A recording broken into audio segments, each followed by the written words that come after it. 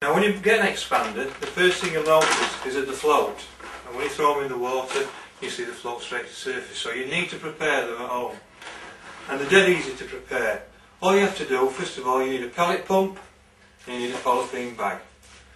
And all you do to make them sink and prepare them is quite simple. Get your pellet pump, take the lid off, get some expander pellets and put them in the pellet pump. You then get some water, and you can just get it from the tap, and you fill the pellet pump up like that. Just fill it right to the top so there's no air can actually get in.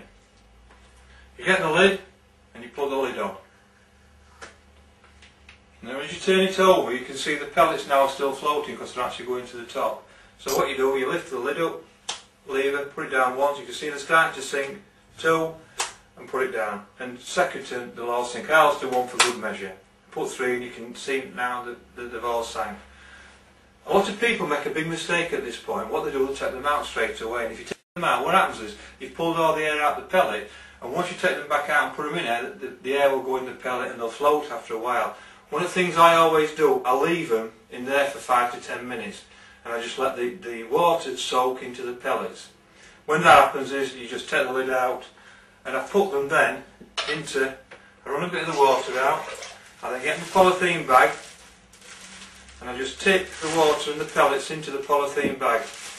And I look at the pellets and I just want them covered. There's too much water in there, so what I do, I just run it out until the water is just level with the pellets. I always put the pellets in the corner like that. Then what I do, I just get the poly bag and I turn it round and let the water now, what you've done now, you've actually concentrated the pellets and given a little bit of space so the water can go into the pellet and it can actually expand a little bit. That's why they call them expanders. And that's all I do, I just put them in the fridge and leave them like that overnight. It's as simple as that. And then they're prepared. Once you get them, and hopefully then, when they're prepared, you take them out, and when you throw them in the water, you can see that they all sink. I'm a big believer, I do a lot of expander fishing, I catch a lot of fish on expanders. They're a nice soft bait, fish love them, they're a fish meal flavour. But when they hook the pellet, it's very important. The first thing to do is use a hook in conjunction with the pellet. And the best hook I use is a PR32. And I usually tie that to an 013, 015 or 017, depends on the size of the hook. For example, if I'm using like a 3mm pellet and I might use a size 18 hook, I'll probably use on an 013 line. If I'm using a 16, I've got an 015 line, a size 14 will be on an 017 line. But I use a PR32, and one of the reasons for that is it's my favourite carp hook for pellet fishing. And one of the reasons is the way that the pellet, the hook, is you hook the pellet, it just makes it perfect. Now these are just a few pellets. All I've done, when you pick them up, you can first of all you can see they're nice and soft.